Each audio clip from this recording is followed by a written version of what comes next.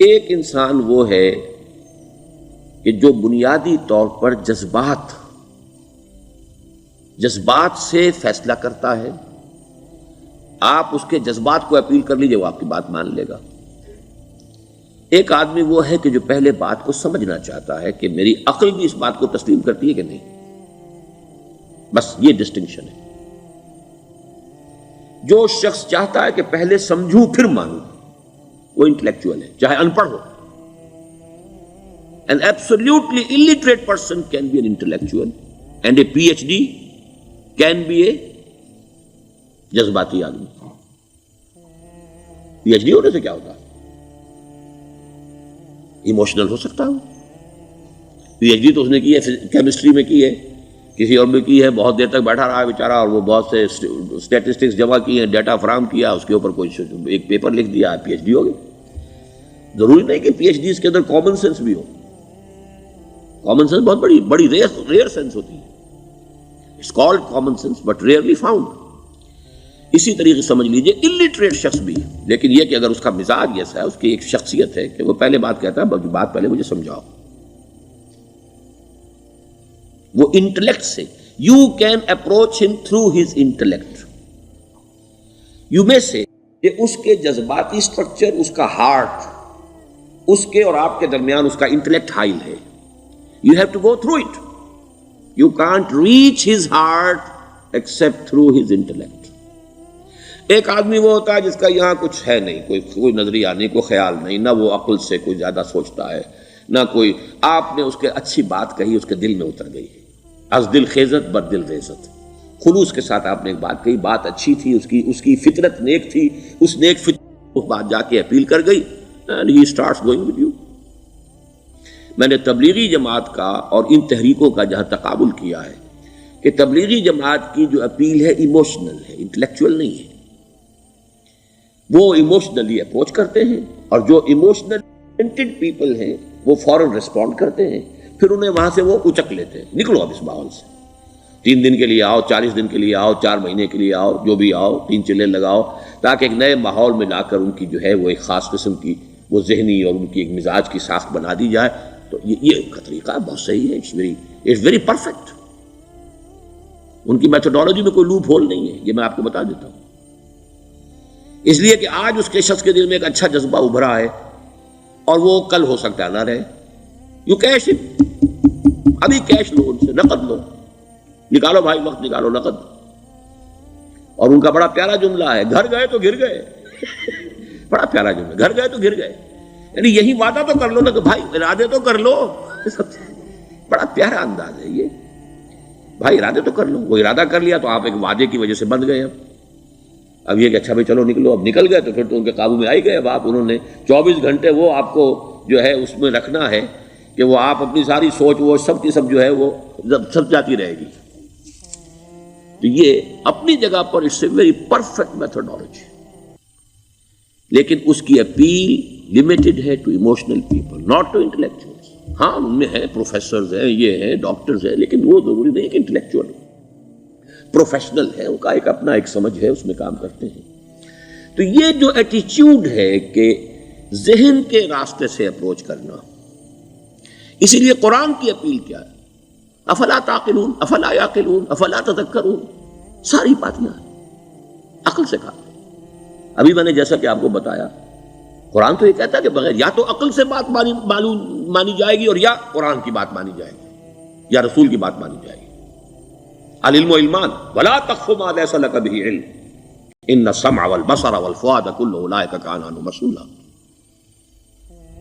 کسی ایسی چیز کی پیروی نہ کرو جس کے لیے تمہارے پاس علم نہیں. علم 2 ہے، یا آپ کو اپنے حواس کے ذریعے سے علم حاصل ہوا ہے، عقل سے حاصل ہوا ہے، اور یا پھر یہ کہ وہی سے حاصل.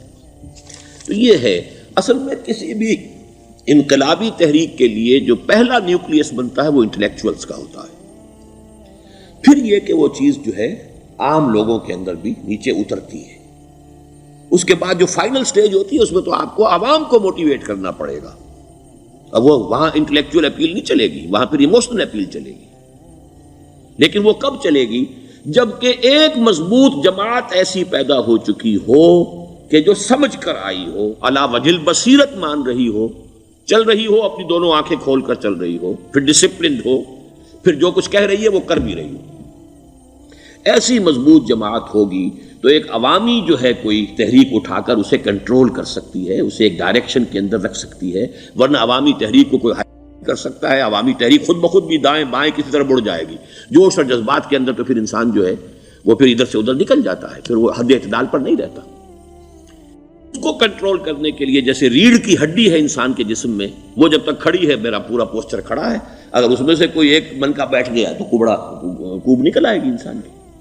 تو وہ ریڑھ کی ہڈی جو ہے وہ جماعت ہے، انقلابی جماعت، کیونکہ اسلامی انقلاب میں حزب اللہ جو ہم تنظیم اسلامی کے تحت کوشش کر رہے ہیں بنانے کی، اور یہ کہ اس کے لیے انٹلیکچوئل اپروچ کے لیے یہ سارا معاملہ ہے کہ جو اسلام کی نشأت ثانیہ سے شروع ہوا، اور یہ سارا کام جو اب ہو رہا ہے، آپ سے بات ہو رہی ہے، آپ کو سمجھانے کی کوشش ہو رہی ہے کہ دین کو سمجھیے کہ دین ہے کیا، اس کا ہدف کیا ہے، اس کا بیسس کیا ہے، اس میں پرائرٹیز کیا ہیں، یہ ساری چیزیں کہ سمجھ سے آئیں آپ کے اندر، پھر آپ سمجھ کر اس شے کو قبول کریں۔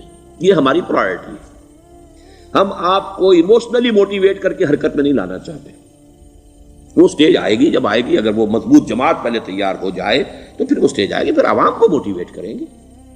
اور اس وقت میں سمجھتا ہوں کہ اگر کوئی ایسی شکل ہمارے ذریعے سے اللہ نے پیدا کر دی تو مجھے یقین ہے کہ تبلیغی جماعت کے لوگوں کی بہت بڑی تعداد جو ہے کھنچ کر آ جائے گی، جیسے ویکیوم میں کوئی چیز کھنچ جاتی ہے۔ لیکن جبکہ انہیں معلوم ہو جائے کہ ہاں دین ہے واقعتاً، یہ کوئی اقتدار کی جنگ نہیں ہے، یہ کوئی اور مسئلہ نہیں ہے، کوئی اس میں شک و شبے سے بالا تر بات نہیں ہے، خالص دین کا مسئلہ ہے، اور اس کے اوپر کوئی تحریک شروع ہوئی تو پھر وہ نکل آئیں گے لوگ۔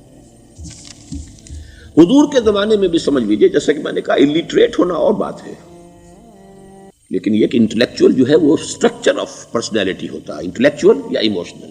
یہاں پر ایک جملہ ذرا نوٹ کر لیجیے اگر آپ کے علم میں نہ ہو، جبران، خلیل جبران جو ہے یہ ایک عیسائی مصنف تھا، عرب لبنان کا، لیکن بہت بڑا ادیب تھا۔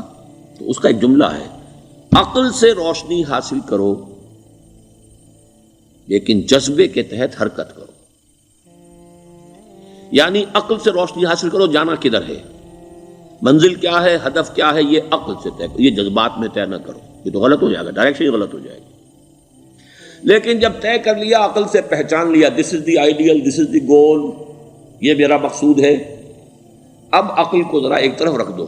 اگر عقل کو رکھے رکھا یہ چلنے ہی نہیں دے گی، یہ کہے گی کہ ذرا سوچو تو صحیح، بیوی بچے ہیں، یہ ہے، گھر بار ہے، یہ عقل تو پھر یہ سکھائے گی۔ عقل کے معنی باندھنے کے ہیں، یہ معلوم ہے آپ، عقل کے معنی باندھنا۔ اقال جو یہ عرب لوگ اپنے سر کے اوپر یہ لگتے ہیں، اقال، یہ کیا تھا اصل میں؟ یہ عرب بدو جب ہوتا تھا، بدو وہ اپنے سر پر ایک رسی باندھ لیتا تھا کہ جہاں کہیں وہ اونٹ سے اترے گا وہ رسی اپنے سر پر سے کھولے گا اور اونٹ کا گھٹنا اس سے باندھ دے گا۔ ایک گھٹنا باندھ دیتا تھا تاکہ اب یہ اونٹ دوڑنے کے قابل نہیں رہا، 3 پاؤں سے اچک اچک کر، ادھر سے کوئی کیکر کا درخت ہے کچھ کھا لے گا، کہیں اور چلا جائے گا، دوڑ تو نہیں سکتا۔ اس رسی کو وہ اقال کہتے تھے۔ اب جب اس نے پھر چلنا ہے، سفر شروع کرنا ہے، وہ رسی اونٹ کے گھٹنے پر سے کھولی اور اپنے سر پر باندھ لی، یہ اقال تھا جو اب یہ سنہری اقال باندھے پھرتے ہیں بادشاہ لوگ۔ That is the basis of their اقال۔ اسی لیے حدیث آتی ہے کہ ایک بدو، ایک عرب باہر سے آئے، اونٹنی کو انہوں نے بغیر باندھے، وہ مسجد نبوی سے باہر حضور نے دیکھا کہ وہ اونٹنی کو انہوں نے باندھا نہیں، اس کا گھٹنا، اور وہ چلے آئے۔ حضور نے پوچھا کہ تم نے اونٹنی کا گھٹنا کیوں نہیں باندھا؟ انہوں نے عرض کیا کہ میں نے اللہ پر توکل کیا۔ تو حضور نے فرمایا یہ غلط ہے، اعقلھا ثم توکل، پہلے اس کو باندھ دو پھر توکل کرو۔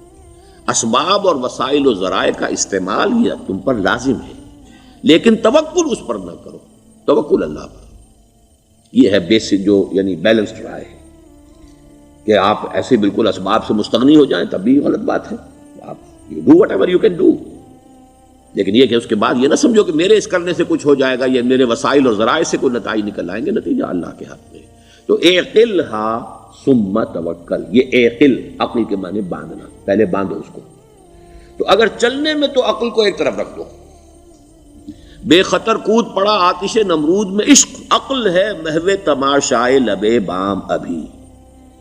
عقل تو نہیں اجازت دے سکتی تھی حضرت ابراہیم کو کہ کود جاؤ آگ میں، عقل تو یہی کہتی نا کہ بابا جان خامخواہ دینی ہے، اگر تم اپنے آپ کو بچا لو گے، اس وقت کوئی کوئی ہیلا کر لو، کوئی تھوڑا سا نمرود کی خوشامد کر لو، چھوڑ دے تو پھر اس کے بعد توحید کی دعوت دینا. لیکن یہ کہ زندگی ختم ہو گئی تو توحید کی دعوت کون دے گا؟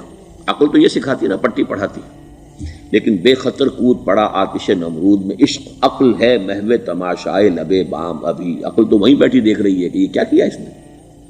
یہ jumped, he should not have jumped.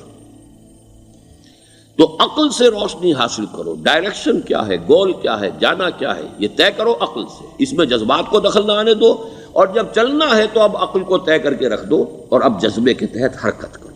بہت عمدہ جملہ ہے.